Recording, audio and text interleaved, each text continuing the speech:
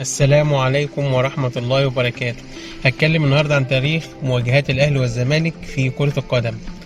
أولا هتكلم عن الدوري المصري. الأهلي والزمالك اتقابلوا 125 مباراة، فاز الأهلي في 48، فاز الزمالك في 27، وتعادلوا 50 مباراة.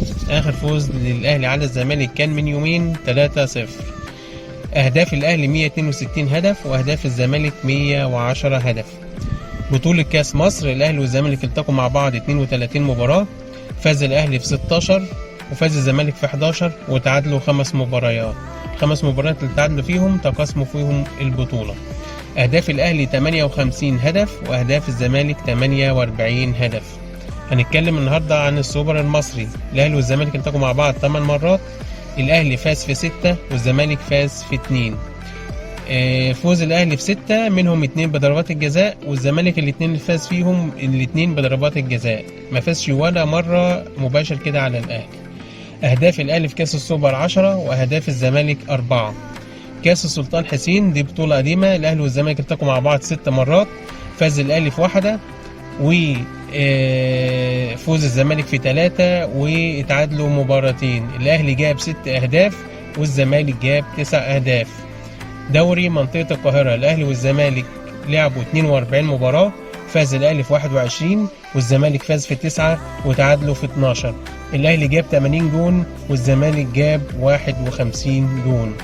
دوري أبطال أفريقيا، الأهلي والزمالك التقوا مع بعض 9 مرات، الأهلي فاز في 6، الزمالك ما فازش خالص، وتعادلوا 3 ماتشات.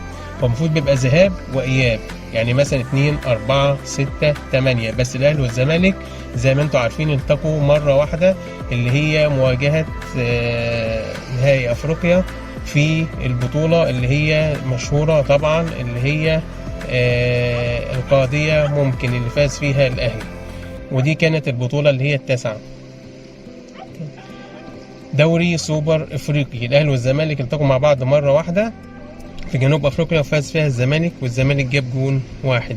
دوري ابطال افريقيا، الاهلي له 17 هدف والزمالك له 10 اهداف.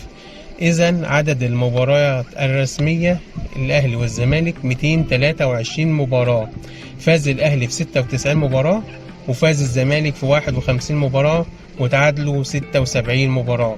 الاهلي احرز 333 هدف والزمالك احرز 233 هدف.